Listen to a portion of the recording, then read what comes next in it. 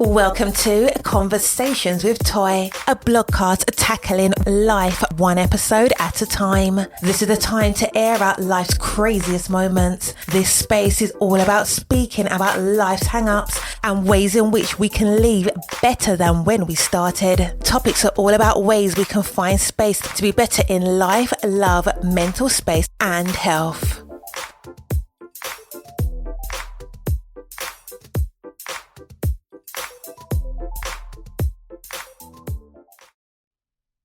Happy Friday. I hope that you have had the absolute most amazing week. Let me just say, I am so happy to just be before you for another episode. I'm super glad that you have tuned in. If this is your first time, welcome. My name is Toy, the podcaster. I'm also a content creator, freelance writer, wife, mom. I have a lot of hats, but one thing I always come on this podcast and talk about is going to be mental health and wellness. And we talk about it in different ways that I hope resonates with you. We don't try to do the whole stuffy textbook. We try to give you how you really are feeling, how you really are adjusting or not. Because listen, if you're more than not, you're my people. Come into the room. I'm happy for you. I am super glad that this week has come. And let's just say that this week has ended. This has been one of the most stressful weeks of my life. Okay. I'm out here fighting for my life. However, I am super glad to be back for another episode. And we have an actual guest. Now, we usually have lots of guests, but for this season, I don't know. I feel like we're taking it back to just pure conversations about the different ups and downs of mental health. And so we haven't had as many guests this season, but that has not changed y'all running those numbers up. It hasn't changed you guys supporting and being there. And for that, I say, thank you. You are absolutely amazing in every way. Now, before we talk to our guests, I just wanted to chop it up a little bit and just say this week has been interesting. We just had the vice presidential debate, and it was a little iffy. I felt like Waltz did a decent job. I do feel like he was kind of nervous, and rightfully so. You know, there's a lot on the line, but I felt like, again, thankfully, his sincerity and his passion, you know, in my opinion, definitely showed through. So we will just have to see how this goes. Here is the thing. We don't have that much longer before this is all decided, and we have lots to do, but not a lot of time. So if you are able to, I need you to develop a plan. What's going to be your voting plan come November the 5th? Are you going to, get an Uber? You're going to get some friends and gather some people, take some time off, leave work early, go to work late. Whatever the case may be, I want all of us to do our due justice to make sure that we are voting. We are getting out here. We're doing the things that matter, because it does matter. This election is important. And honestly, all elections are important. So for those who just say, I'm only going to vote on the big ones, you are not doing yourself a justice, because all the votes matter. Every election matters, because who your justices are, who are your senators, they all matter. All of these elections do matter. So without any further ado, let's talk about this week. This week, just beyond the vice presidential debate, there's just been so much. We're not going to talk about P. Diddy this week. So if you're tuning in, I've talked about P. Diddy last week. I think I talked about him the week before. And I didn't see anything that was major that made me want to say, you know what, let's add him to the list for this week. So there'll be no P. Diddy talk this week. So again, there are plenty of other podcasts that you can listen to if you just need your P. Diddy fix. Right now, everything that's happening is pure speculation about who else is going to be indicted. Will there be other people that are coming forward of the 120, blah, blah, blah. So again, I want you to go listen to other podcasts, because this week I do want to focus on the fact that, again, we are now in fourth quarter. Okay. This is game time. This is the wrap it up mission right now. This is when the stuff gets crazy, and it's going to get crazy pretty hard. And what do I mean by that? Because we're in October. Welcome to October. We are now at the position where once Halloween hits, which is literally in a few weeks, Thanksgiving and Christmas, New Year's are going to basically just fall out. It's almost like when you see a person, you're like, oh my God, they had another kid. It just seems like they're falling out. That's what happens. That's what's happening for the rest of the year. Between those who are content creators, we have 1,001 campaigns, because quarter four for most people are the most lucrative. And I know that's for me. So I have lots and lots of campaigns to shoot. between running the business, between managing other social media for people that I do run social media for, there are a lot of things that are happening, ups and downs. And so I need you to stay focused, because the way that this year is about to run its course is not a game. So I need you to be prepared. If you have known, or if you ever have known to deal with seasonal depression, if you think you might have ever dealt with seasonal depression, and maybe you have never formally talked to a doctor about it, you just haven't done all those things, let me just say the time to prepare is right now. You don't want to wait until you're into it and then try to find a plan after the fact, because here's the thing. This is the reason why my therapist this was a couple of years ago, had instructed me to get a plan in place for your mental health in general. You should have a mental health plan. Now, I get it. Life don't be planning. Things don't go by the book. And I wish there was a book, but there are none.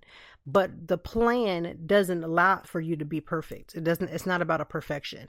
The plan is into place for when things happen that are beyond your control, the things that make you feel like they are overtaking you and you just cannot crawl your way out. Having a plan already in place allows you to think less but move quicker. And basically what that means, and this varies, let me just say this right now. This varies for person to person.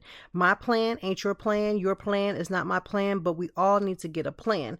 And in this plan, we decide what's best for us. For me, I have contingency things in place that if let's say point A doesn't work, but I slide into point B, if I slide into point B, we're getting into the danger zone. We haven't gone completely over. And then there's point C. And then at point C, this is the emergency point at this point.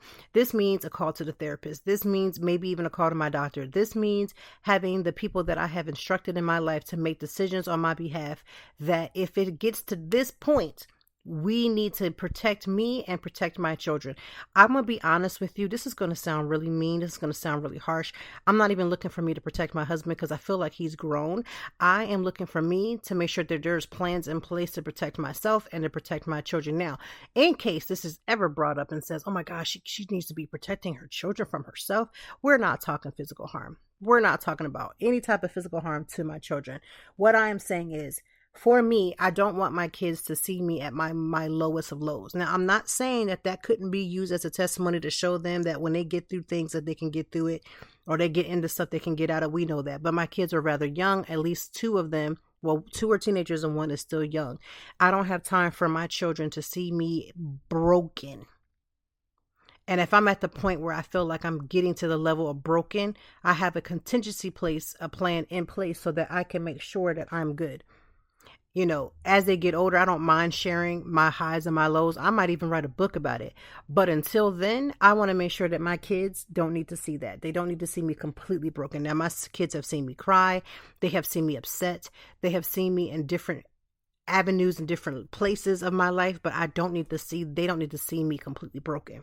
So that's my personal plan. Seasonal depression is real. It doesn't just happen in the winter. Some people are, like I said last episode, I'm already experiencing those lows. The other day, I'm in the midst of dealing with something that's rather personal and don't have the energy to bring you guys into it. Don't need to do all those things because there's nothing to bring you into as of right now. But what I will say is I found myself just being like completely stiff, like couldn't move. That heavy spirit of depression was on me hard. And it was horrible. Like I didn't have the strength to even get up. And I don't like that. Okay. But I feel like it's being coupled with just, again, the things that I have on my heart and things that's on my plate. So I know that this is not something that's going to be a continuation, but immediately I thought, okay, we're about to step into plan B. We're about to step into plan B. But thank God, because I practice self-care quite often, I was able to get up and figure out how to move through my day. But what I will say is, this is the thing that I learned in therapy, especially for Black women, especially Black mothers. A lot of times, this can happen for all mothers. So don't come on here and talk about, well, what about us? What about us? Everybody can experience this, but it's more prevalent for Black moms. A lot of times when we're experiencing anxiety, a lot of times when we're experiencing these high level of emotions, a lot of times that we're doing the hollering and the screaming and we're being really, really angry, it's not because we're just completely angry people, but it's oftentimes because the stresses feel so overwhelming, you don't know what else to do. And so I say that because I said to myself, Lord, don't let me get to that. I don't want to get to that. I don't want to be screaming and hollering for no reason. I don't want to go through that battle. I kind of just want to keep myself leveled, make sure that I'm stable, and do whatever that needs to be done. So again, practicing self-care does cover you. It does help in those, those regards. And so I'm super grateful for that. I'm super grateful for being able to recognize, like, okay, hold on, you finna go left. Let's go ahead and bring this back in.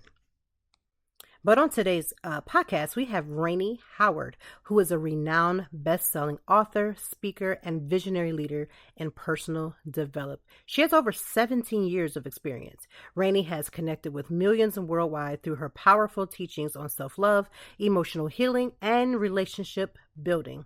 As the CEO of Love Bookstore, which is an e-commerce business and an InspiredFlow, a leadership and life coaching firm, she is dedicated to empowering individuals to live with purpose and fulfillment. Rainie's latest book, which is called The Love Habit, she is a 9-time author. This is the latest book. It's a transformation guide that empowers readers to cultivate healthier relationships while embracing the transformative power of self-love. Her groundbreaking work has been featured on major platforms like Fox, NBC, ABC, and reinforcing her status as a leading author on emotional intelligence, mental health, and spiritual growth. Beyond her professional achievements, Rainie is a devoted mother, wife, and an award-winning humanitarian. Through her podcast, The Rainie Howard Show, she continues to inspire and uplift audience, providing insights that guide others towards holistic growth and a life inspired with joy and fulfillment. Rainie's mission is to help people awaken their inner potential, encourage them to embrace their unique strengths, and lead empowered and powerful lives. Rainie is an absolute joy. Our conversation today is going to be discussing her book, The Love Habit. But in addition to that, I really was able to ask her about those burning questions that we have when it comes to things like toxic relationships. What is a toxic relationship? What is setting boundaries? How do you set boundaries? What are practical ways for you to do certain things? And so this conversation is for those who are in that beginning process, or in whatever process in your process of trying to set your boundaries, live a healthier lifestyle. And again, recognizing you may need to identify you as the toxic person, and then how do you move past that?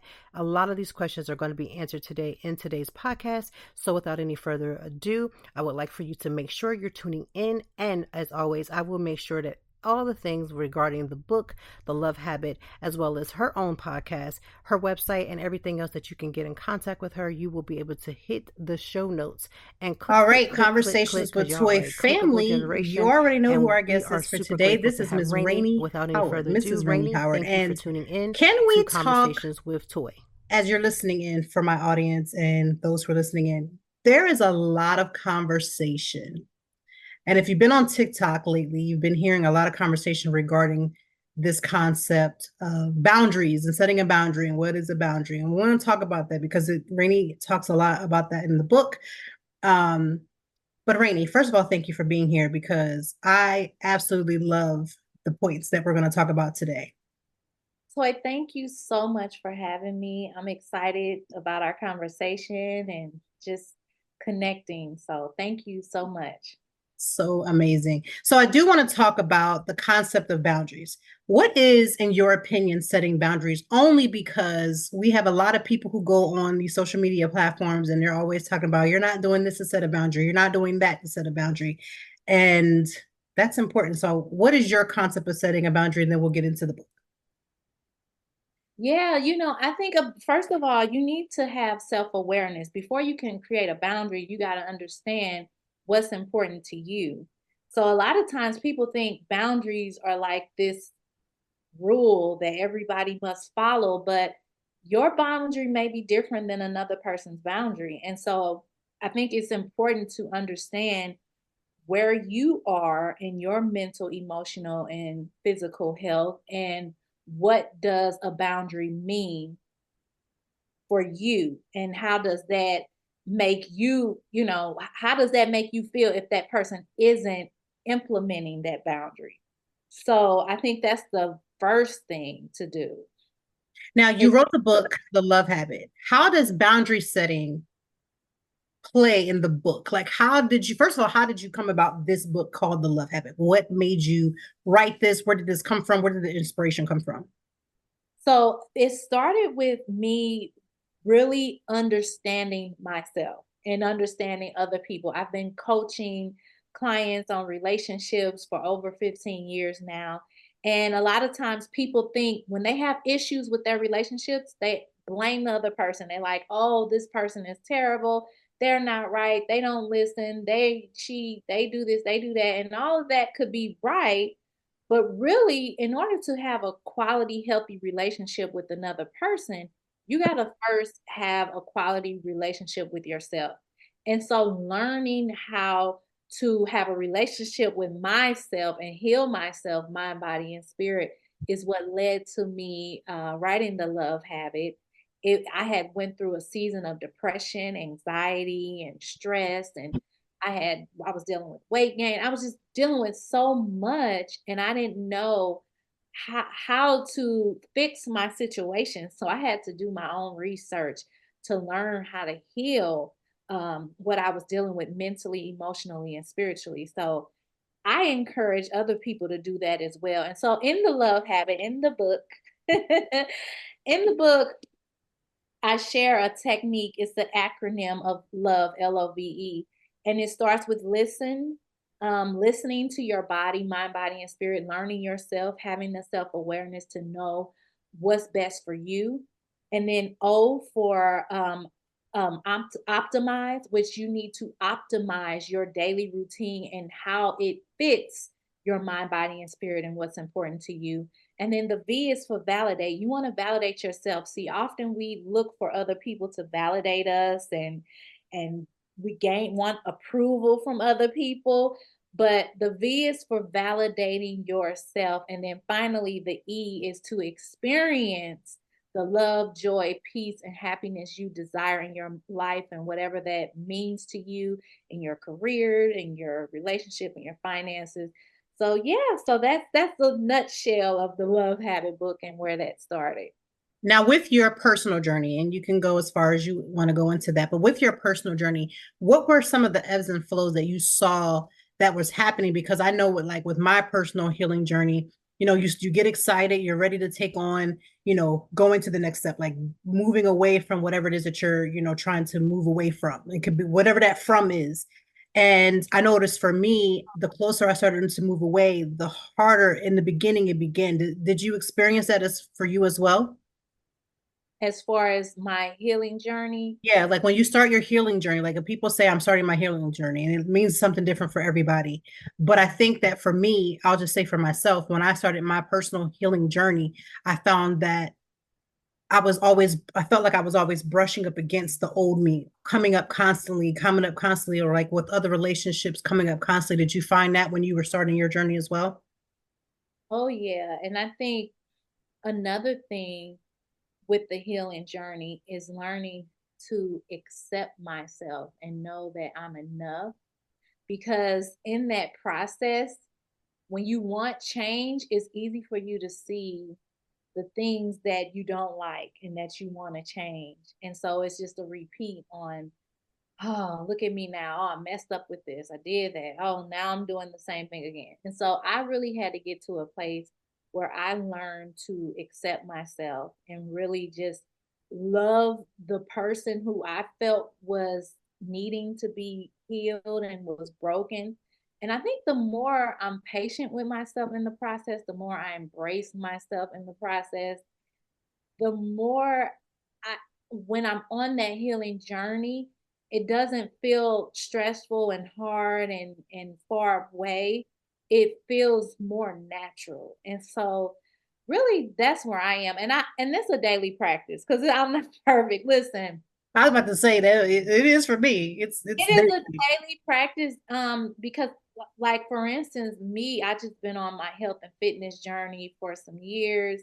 And there are times where I feel like I'm doing really well and I'm I have the energy level and I'm wearing the clothes I want to wear. And then there are times where I feel like I put on a little extra weight and I'm not wearing the clothes I want to wear and I'm tired more and I feel like I'm overwhelmed. And so in those times, in the seasons where it's like I don't feel my best or whatever, I have to learn, and I'm learning each day to embrace my flaws and all.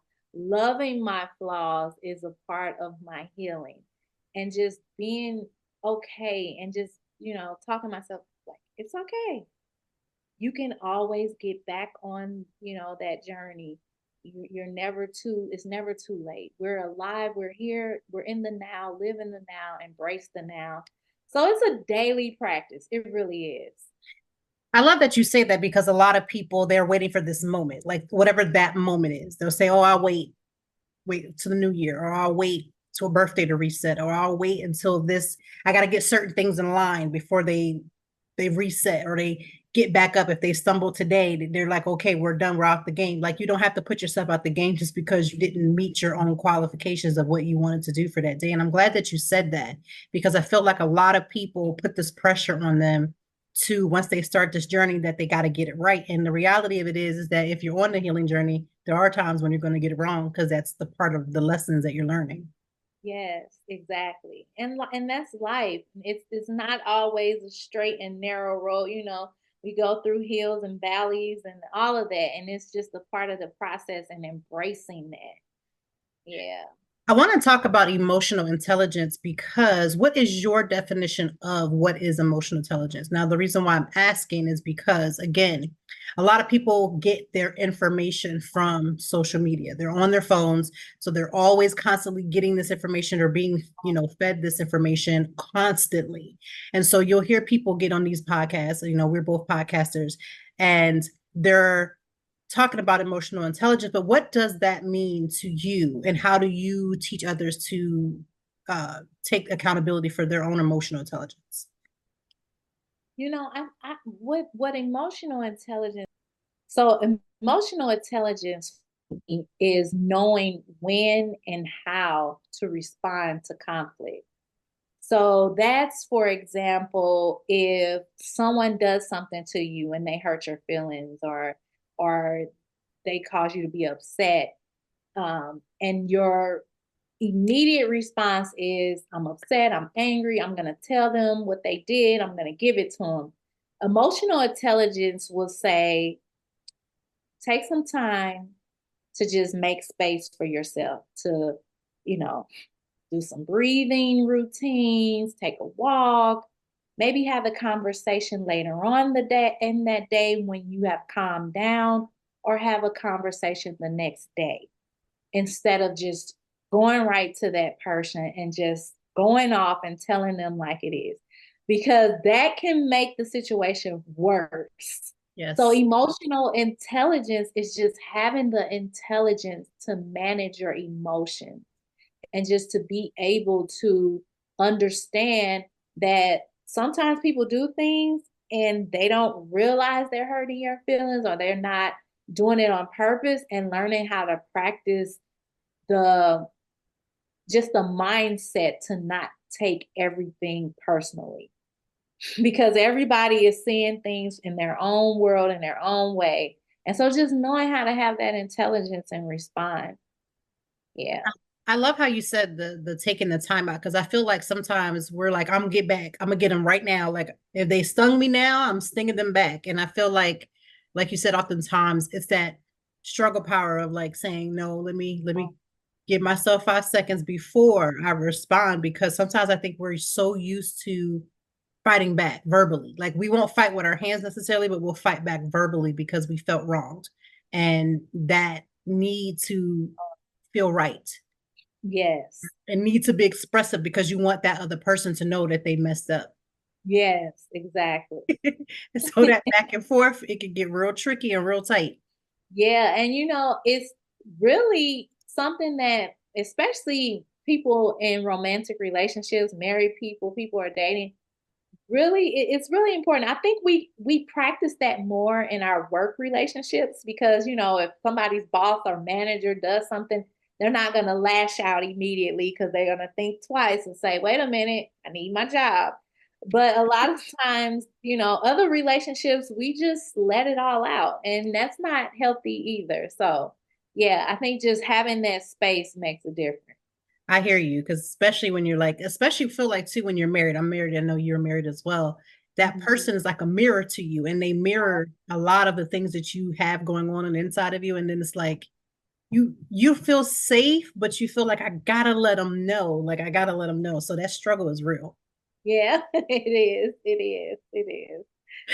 So I'm trying to like, again, practice that. And like you said, it's usually our personal relationships that is the hardest because we're Yeah, just used to having to be, or we're on the defense.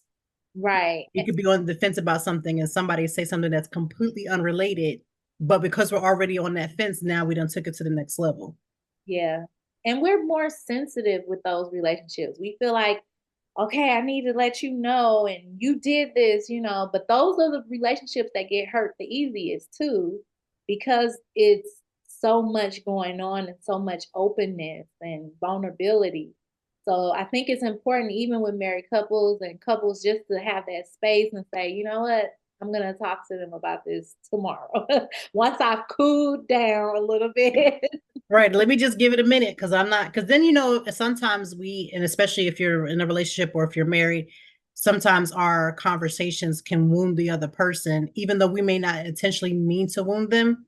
It's a response out of us being upset or a response out of being hurt. That's why I've been like, let me just try to take a step back before I go and say something that I can't take back. Because once you put it out there, you can't reel it back. No, you can't. um, That's it. the concept of toxic relationships. And I feel like a lot of us, I won't say everybody because that's, I don't want to generalize it, but there's a lot of people who have dealt with a toxic person or they too have been the toxic person. I feel like sometimes we don't have those conversations. It's always about the other person being toxic. What are some ways if you were coaching someone and you realize that they're showing some of the toxicity, and what are ways that you can teach them or guide them into a way so they can become less toxic?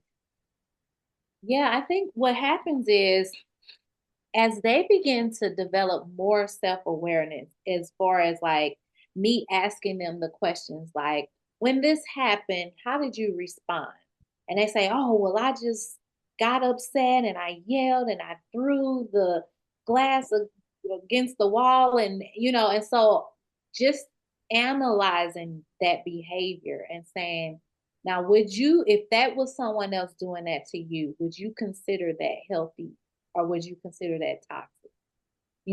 And really getting them to see themselves for who they are, what they're doing, their behavior, and how they can optimize it. And I think one of the biggest points when it comes to this is a lot of times they say, well, man, I'm realizing that I'm toxic, and I've heard, different clients say that. And I tell them all the time, you know, you may have had some toxic behavior that you have the awareness of it and you can understand that you need to change and work on yourself is a sign that you're really not the toxic narcissist who believes that they could do no wrong.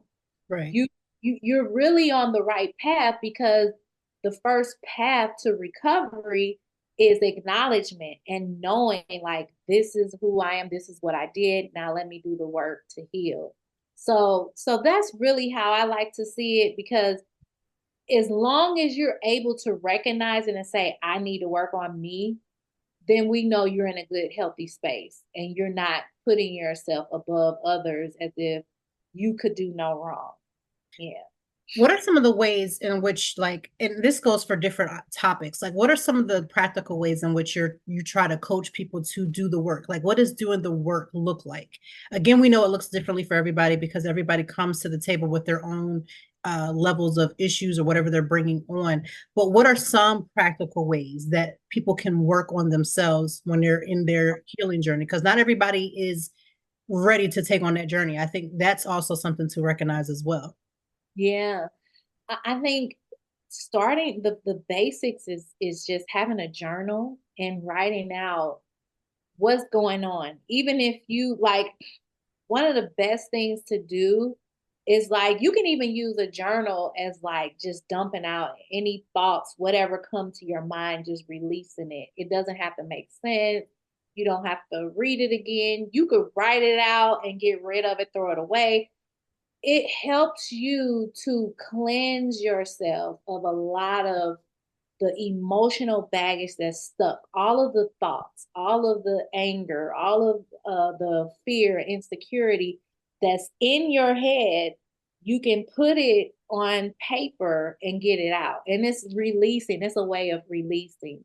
And I think that's one of the basic things you can do to start the healing journey is really get it out. Now, journaling may not be for everyone. And I really talk about that in my book, The Love Habit, because, and that's the part where I talk about optimizing, learning your custom plan. And I help readers determine what works best for them. I go over just like personality and how you are teaching people how to treat you subconsciously and you're not even aware of it, and just being able to learn the best thing for your healing journey, because there are some people who may take a meditation technique and say, wow, this is really transformational, you know.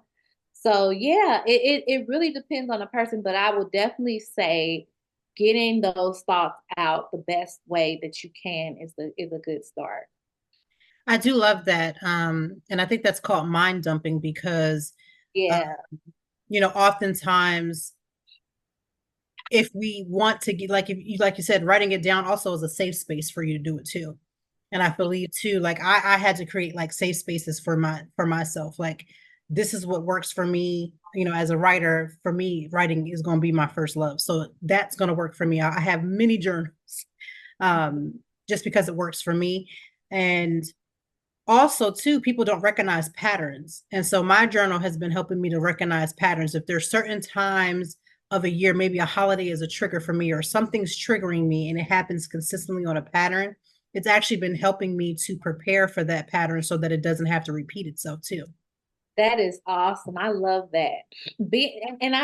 I'm glad you mentioned patterns, because that's the big part of understanding your love habits, because we all have patterns of what we're doing from a day-to-day basis. And like you said, even annually and seasonally, just understanding that and how can you prepare for that, that's awesome. Yeah, and patterns is it for me. Like I feel like oftentimes I'm not like you said, you're not aware, you're just not subconscious of it. You're just like, oh, it kind of just move on along with it. But reality of it is that these are just some of the flows in which, what you take. Now, How you said just, oh, no, go. I'm just hearing what you. I want to ask you a question. Go ahead and ask me. How you deal with, like certain seasons or holidays? Because for me, for a long time, I noticed that my depression was more extreme during the winter. And that was during the time where it's not as much sunlight, it's too cold to go outside and all that. And I love being in nature and all of that stuff. One of the things that I do now and me and my husband do is we plan a trip in the wintertime, and it helps to go somewhere warm and to kind of break that whole, like, I'm freezing cold and I'm just gloomy. But I want to know what do you do to prepare if you struggle with certain seasons? I do. So me and Winter do not get along. So you and I are on the same page. I can't stand it. Like I just something about the cold, and I'm in where snow, I'm not a fan of it at all. And it's just not a thing for me. One of the things that I personally do is right about it like November, because I know like we're into the Thanksgiving, then we have Christmas, and I'm like excited for the kids and I do all those things. But it's like right after that turns off and we do the whole New Year thing, then I'm like out for the count. Like my season depression comes. So in November, I take a solo trip. I've been doing this for the last couple of years. And it may not even be anywhere far, it could be even just a weekend away, but that helps me because then I can kind of get by myself and kind of focus on, like, I know this is going to happen, this is going to possibility of it happening. What are the goals that I want to accomplish during this cold winter season? Like there are goals that I then focus on so that I'm not as focused on the doom and gloom. I don't know what it is about that nighttime turning really dark early, Yeah. weather, it just messes with me. And so I didn't recognize it for a while, but the last 2 to 3 years, again, going through my journal, I was like, wait a minute, it's the same time every time. And even with like the change of summer into fall, for a while, like for a week, it took me, like now that we're in the fall season, it's taking me it took me a couple of days to kind of adjust. Okay. Because I'm Okay. like, I'm a summer girl. I like heat. I go anywhere that's the hottest on the planet. Like send me there. So Yeah. that winter time is a real struggle for me. But I do take a trip, usually about November, to try to Oh, reset. okay. Yeah. Oh, good. Okay. Well, that's good. I'm glad to know it's not just me. No, I can't. I don't know how. Listen, I'm not the person to call for no ski trip in the wintertime. I'm not. Not at all. Don't call me for none of that, because I'm not trying to be out there. Like I said, I do like being in nature a lot, but I just something about the winter. It's just the coldness on my Yeah. skin, and then like having to layer up irritates me. It's just we don't get them. We just don't get them. Yep. I understand.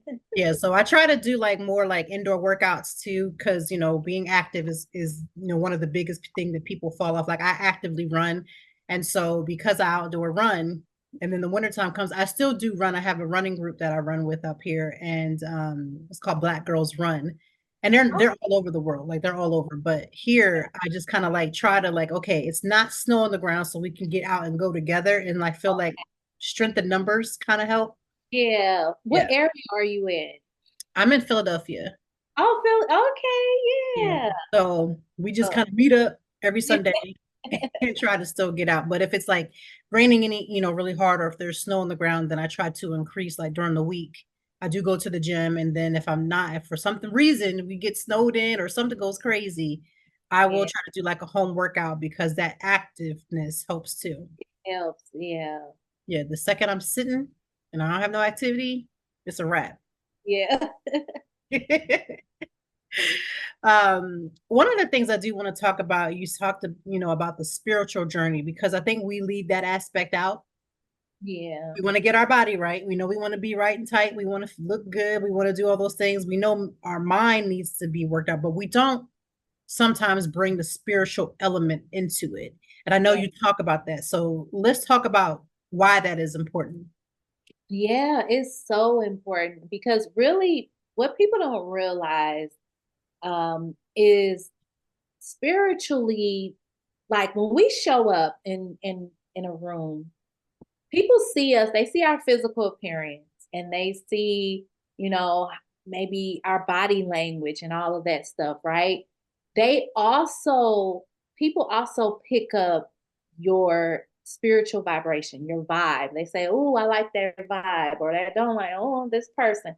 So there's something that is invisible that people perceive from you. And I talk about that in the book and how important it is that you're aware of your spiritual presence and nurturing that, and how do you heal what's going on spiritually? Because, you may be, it's just like our emotional pain. We have emotional pain. We deal with things spiritually because we are spiritual beings as well. And there's more to us than just the what meets the eye.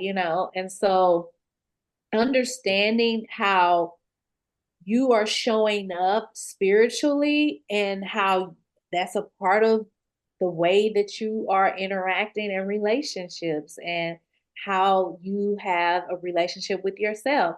And so I really love to, me personally, have a meditation and prayer, practice where I, really ground myself spiritually and really just get clear. And I talk about, I wrote a whole chapter on intuition. So Listen, it's discernment is so, so important. yes. And we don't talk about that because, it's like, you don't want to say that because you don't want to turn people off. But the reality of it is that when you're in spaces, you have to have discernment. You have to have discernment for everything, because if you have discernment and you allow that to be the leading guide, it will actually protect you as well. It will protect you in many ways. Yes, it is, that is so true. And it really is your spiritual compass. It's guiding you. It's your GPS. And you right, like if you don't have that, you're just walking into the unknown, and just being aware of that, being aware of how certain situations, environments, and people are making you feel, and all of those things. And so it's extremely important. And I like to say, really, it should start spiritually, because Mhm. everything that's physical started invisible, like I remember having a conversation with my husband like a while ago, and we were talking about just like a baby coming into the world. And then I was just like, you know what, we all started off as thoughts. I said, think about it. Your parents had to have a thought to in order to conceive you. It started with a thought, and a thought of love or passion, intimacy, whatever, that created a child into this world, you know. And so whatever the thought was, it was a thought. And you are here now. And just think about the things that we create, our homes, our clothes, they all start with thoughts. Someone, took the time to really draft how the house should be that you live in, and created a blueprint. And now it's physical. Right. So people need to not ignore the spiritual, because I think more this time that we're living in now is so much more important with everything that's going on, and the way that things operate. And I think people are becoming more aware of the spiritual realms, and just how much we need to be prepared ourselves. Yeah, because I mean, just think about just the things that we're hearing about that could possibly happen just within this week. We're hearing about, a strike, and we're hearing all these different things, but that is a very spiritual thing about, again, knowing who your source is, knowing who, instead of getting fearful or having anxiety or allowing your anxiety to increase because you're hearing things, that discernment will kick in, and that spirituality is something that you need to have, because you'll run with fear and then let fear lead you instead of letting the spirit lead you to where you need to be. Yes, yes, that is so true. One of the things that I really do appreciate that you talk about, in the book, is the self-care practice. You're talking about it becoming a daily thing. And then on this podcast, with my podcast, we definitely talk about, again, trying to get people to understand that you need to find a way to tap into some form of self-care daily. And what are some of the ways you encourage some of the people that you are coaching to show up for themselves every single day? Because that really is the essence of what self-care is. A lot of people get it misconstrued with bubble baths and nails, and although I do love both, Yeah. it's more just knowing what it is that you need at that moment, and then being okay to say yes to having that, because you need to make sure you're okay, and then putting yourself first.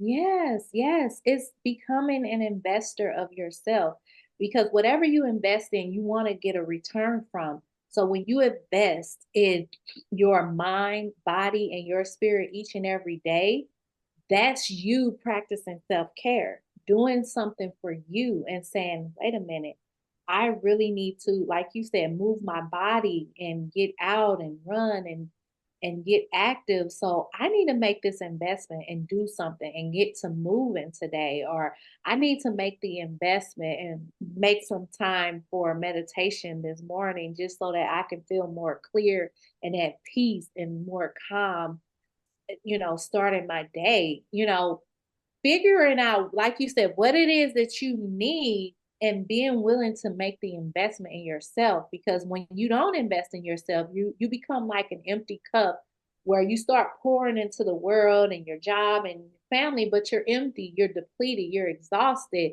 And so you can't pour from an empty cup, but you got to fill your cup first by investing in yourself, practicing that self-care, and then what's left of you is what's for other people. And so that is how we become abundant, and we become, prosperous in all that we do, is making sure we are practicing and prioritizing our self-care.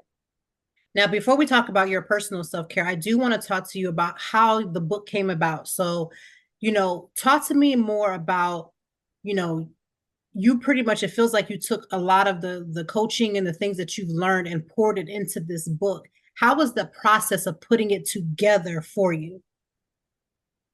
Yeah, it actually was it took years. It wasn't, um, I like to say, and I've been sharing this often. This is my ninth book. However, this book, I put so much into this book. I can say I'm so proud of just the writer that I've become just from writing this book, because um it was at, at minimum a 3-year process as far as writing it, but the concept came about 6 years ago. I was like, oh my God, I want to write a book about this, because some people need to know this. And it was just like an idea that I had back in, like, I want to say 2018. Okay. So, and then, yeah, and so it just came out this year. So, so it was a process, but I am truly grateful. But it was a number of things, not only my personal experience, my research that I did, other therapists, psychiatrists, experts that I quote in the book, but also my clients, just working with my clients and learning from them and their experiences, and how I was able to help them overcome some of their struggles. It's all, inspiration for the book. What has been like some of the repetitive notations, or what is some of the repetitive behaviors that you have seen, like with your clients? Like, what are some of the things that it doesn't matter, like generally you can see across the board with your clients, good, bad, or indifferent? So everyone wants real connection, and they want deep, lasting, long lasting relationships. They want the connected, committed love. And people are struggling because they're afraid that it may not exist. Hmm. And so there are people, even in relationships or dating or single, they all want that. And I think one of the biggest myths that's holding so many people back is people are thinking they're waiting for like the perfect person for them, when there is no perfect person for no one. It's like Okay. people aren't understanding that. But those who are happily in relationships know that it takes work, it takes forgiveness, it takes, just all of that. And there's no such thing as a perfect person.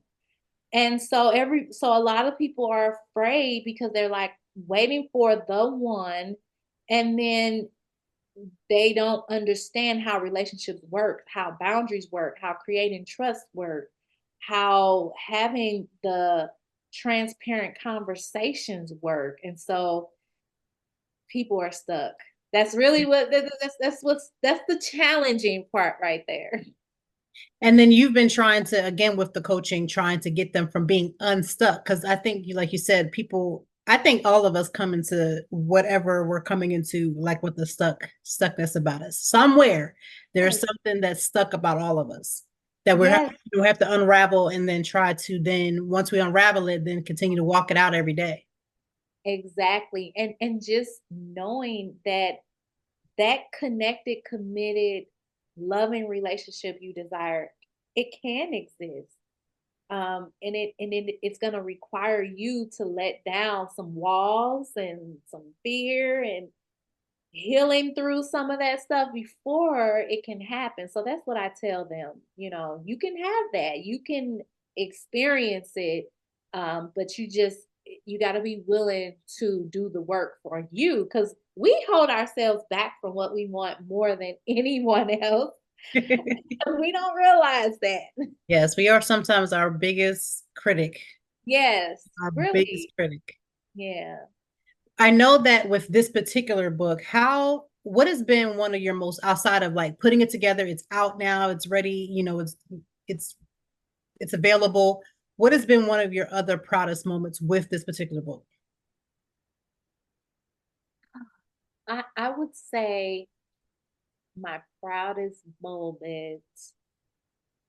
Ooh, my book signing events. I think those were because I had two. I had a pre-launch and then I had a book signing launch, and that was just really both were proud moments, and just being able to share it and like release it to the world. It's like giving birth to a book. Yes. Yes, the baby is out. Right. And so now, and then hearing people's feedback and reading the reviews on Amazon and the different people that are reading it, just like, oh, great. Like, because when you're writing it for all these years and putting it together, you don't know if people are even gonna like Right. it. And then when you hear, like, I got a review from someone like, oh my God, this book is amazing. And they was just sharing all of the strategies they learned and what they're applying. And I was just like, oh, this means the world to me, Because it's like a ministry in a book. You do realize that it's a ministry exactly. in a Yeah. book, because there's some people who can't hear a speech.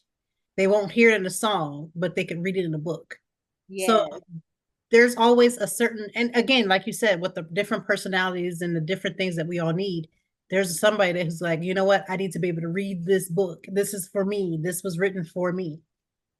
Yes. That just made me so proud just to be like, yes, somebody is enjoying it. I love that for you. Okay, so what is your personal self-care? Again, we know that self-care is daily, but what is some of your personal go-tos when it comes to self-care? Oh, my favorite. Oh, I have so many, but I'll have to say meditation is on top. I'll just share what I did this morning. That was up. Meditation, fitness, going to the gym. I love sitting in the sauna and just whew, Yes. tox. Yes. And I have my own like meals that I like to meal prep and eat and all of that stuff. So that's also self-care for me. Hmm. But also just sticking to my goals. Because as an entrepreneur and a mother and a wife, I can easily just push off my goal and say, oh, I'll do that another, but just being like, no, I'm gonna do this today. I'm gonna complete this today. So that's self-care for me as well. Just showing myself that I'm going to keep my promises, my goals to myself. So that means a lot. Well, you said a word right there with just the keeping the goals to yourself, because I needed Yeah. to do that. But yes, I love that, because sometimes we don't think, and I love that you gave different actual, like, different self-care goals, because the reality of it is like setting those goals and actually accomplishing them. Or like, it's like yesterday I said, oh, I'm going to go to bed, I'm going to bed at 10, I'm going to do this and do that, and I did it, and I slept so good because I was like, I felt accomplished, I did the things that I set out to do. That's awesome. I love that. That's how I am. I said, I'm glad you said that because I made that promise to myself. I was like, I'm gonna go to bed at a good time tonight. So yes, Yes, because listen, rest is so, is like, we always have a to-do list, right? And of course, because like, with being an entrepreneur, like, there's a lot of apps that you can use to get stuff done, and you're going to be on your phone trying to get 20 million things done and create stuff to put out. And but the reality of it is that if you don't go and get some sleep, and if you don't get some rest, you ain't gonna be able to be no good for the next day. yes, that is so true. Getting my rest tonight. Yes, I already set my timer. Like, I already know, since we're done, I'm gonna wrap up some things, and then I'm gonna get that shower and head to bed, just because again, it's just really important to try to, like you said, keep the promises that you made for yourself. And if you can't honor yourself, you can't expect anybody else to honor you. That is so true. So, Rainie, thank you so much for being on Conversations with Toy. Listen, to everyone who's listening, I say this every single time. I'm going to say it again. Y'all going to probably say it with me. You know that, first of all, I'm going to make sure that any way that you can get a hold of Miss Rainie, you will be able to do so. We know that y'all don't like to look for stuff, so we're going to make sure all the things are clickable. Then we're going to make sure that the link to the book, The Love Habit, is there. You will be able to click and purchase the book. That's what we want you to do. We want you to get it in any way, in any form you need it. We're going to make sure it's clickable because y'all love to click. So we'll make sure all of that is available. Is there anything else that you would love to leave with our family, the conversations with Toy Family? Well, I just want to thank you. I really appreciate this. This was a great conversation, and I'm excited to just hear it again and share it. And thank you for inviting me. And I'm looking forward to connecting more. So, Yes, I'm grateful. This made my night, like yes, truly, and that's the beautiful part of this, like bringing other voices to the table to share your experiences with other people. And I feel like that's the way everybody learns. Something that you'll hear. I always say nobody is an expert, but we want you to hear something that'll ignite yes, a way for you to become better, ignite a way for you to say, okay, you know what, let me see what this book is about, and let me be serious this time. Let me go ahead and write my notes down, get my journal, and get my life together. Let me take the steps. And then all it does is take one step. If you take one, I believe God will take the rest. If you just take one, and I yes, just I agree. All right, now tell me, what did you think about today's episode? I honestly thought that this was a great conversation that, again, it's not about making you do certain things that align with Rainy or align with me. It's about finding your way. What is your self-care plan? But what also is your way of making sure that you develop a healthier lifestyle with a healthier mindset? And again, nothing can be done without any form of spirituality. And so you need all of these different elements to come together because, again, becoming healthier, becoming a better version of yourself, and also learning how to really have true emotional intelligence is absolutely important. You controlling your emotions will control the situation.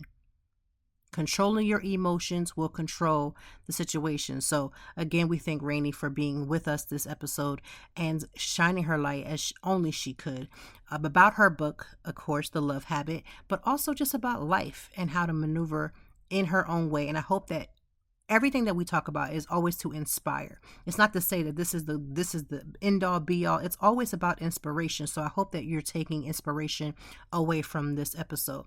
This weekend, I want you to find something that really resonates with you. What will fill your cup up this weekend? If it's taking a break, if it's stepping away, if it's taking a road trip, even if it's sleeping in a little longer, reading a good book, which you should be reading, The Love Habit, all of the things, I want you to find something that you can literally tap into and make sure that you fill your cup first. Fill your cup, because you cannot, and I mean this, you cannot give of yourself to others without your cup first being full. So again, find one activity or more. I do encourage more of an activity that will fill your cup up this weekend. I know we're doing our chores, we're running around cleaning, we're doing the laundry, we're meal prepping, we're doing all these different things, but also making sure that you find things that will bring you joy, the things that will put a smile on your face, that are of goodness, that are going to build you up, that's going to make you feel good. I want you to tap into that this weekend. We are steadily going strong as we enter the first week of October. I am wishing you nothing but the goodness of all the things that you are definitely worthy of.